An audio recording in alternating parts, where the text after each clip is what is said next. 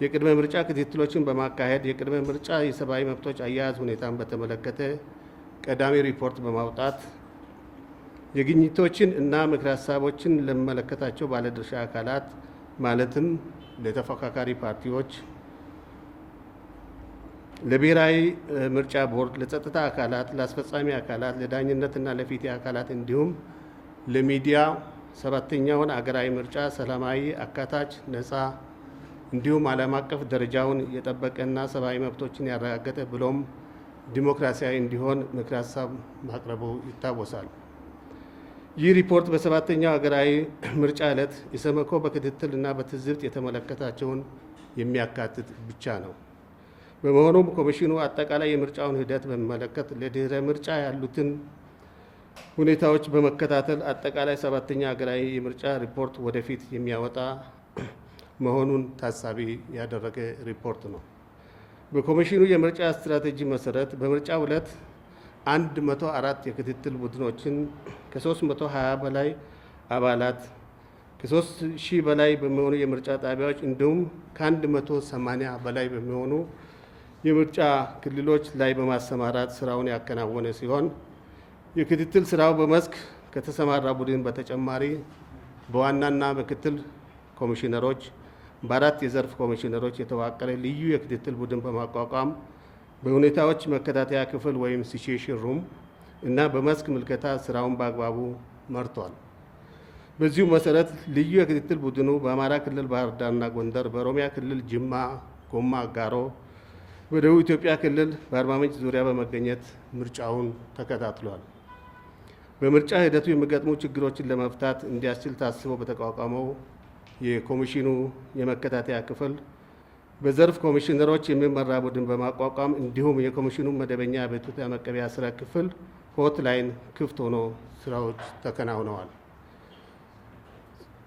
በዚህ መሰረት 104 አቤቱታዎች ቀርቦ 7 ተጨማሪ መረጃ የሚሹና 4 በሂደት ላይ ያሉ 93 መፍትሄ ያገኙ ሲሆን ከብሔራዊ የምርጫ ቦርድ ጋር በተፈጠረ የጋራ መረጃ ልውውጥ የበይነ መረብ ትስስር የሚያጋጥሙ ችግሮችን የመፍታት ተግባራት ተከናውነዋል።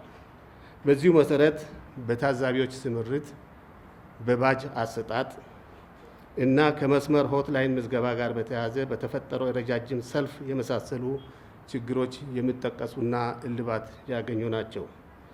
የተለዩ ዋና የክትትል ወይም ኪ ሞኒተሪንግ ፒለርስ ብለን ያስቀመጥናቸው አንደኛ የመምረጥና የመመረጥ መብት።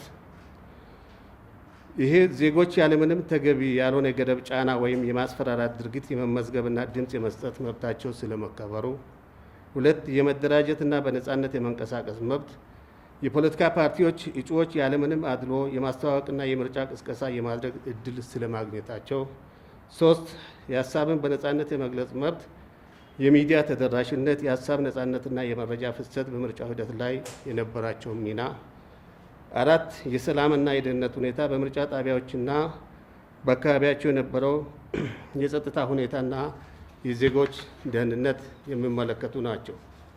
በእነዚህ ፒላሮች መሰረት ኮሚሽኑ ክትትል ባደረጋቸው አካባቢዎች የኮሚሽኑ የክትትል ግኝቶች የጥሞና ጊዜ ዓላማውን ባሳካ መልኩ ከምረጡኝ ቅስቀሳ የጸዳ፣ መራጮች ላይ ጫና፣ ማስፈራራት ወይም ያልተገባ ተጽዕኖ ሳይኖር መከናወኑ፣ የድምፅ አሰጣጥ ሂደቱ በአብዛኛዎቹ አካባቢዎች በተረጋጋ ሁኔታ እና አሳሳቢ የጸጥታ ስጋት ሳይደርስ መከናወኑ፣ ኢሰመኮ ክትትል ባደረገባቸው አብዛኛዎቹ የምርጫ ጣቢያዎች ላይ የድምፅ አሰጣጥ ሂደቱ በሰዓቱ የተጀመረና የተጠናቀቀ መሆኑ፣ በአብዛኛው የምርጫ ውጤት ቆጠራ መጠናቀቅን ተከትሎ በየምርጫ ጣቢያዎች ጊዜያዊ ውጤት መለጠፍ መጀመሩ፣ ምርጫ ቦርድ በተለይም በድምፅ መስጫው ዕለት ከኢሰመኮ ለተላኩለት መፍትሄ ለሚሹ ጉዳዮች ፈጣን ምላሽ እና የማስተካከያ እርምጃዎችን የወሰደ መሆኑ፣ ለኢሰመኮ ለመስክ ክትትል እንዲስተካከሉ ተብሎ የቀረቡ ጉዳዮች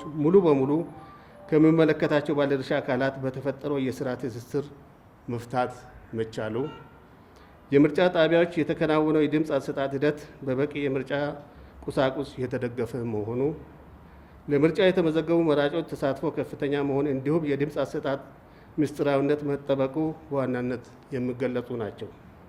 በአጠቃላይ አልፎ አልፎ የተከሰቱ ችግሮችን በማጠቃላይ ሪፖርታችን የሚጠቀሱ መሆናቸው እንደተጠበቀ ሆኖ በሂደቱ የተስተዋሉ መለስተኛ ግድፈቶችን ማረም ተችሏል።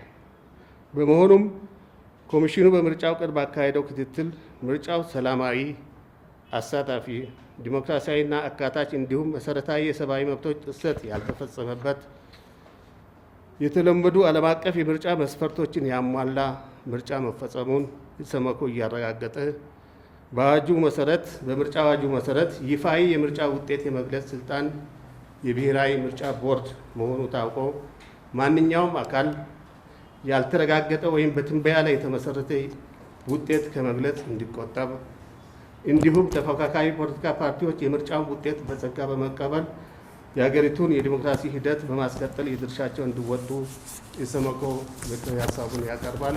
ይህ የመጀመሪያ ደረጃ ሪፖርታችን ማጠቃለያ ነው። አመሰግናለሁ።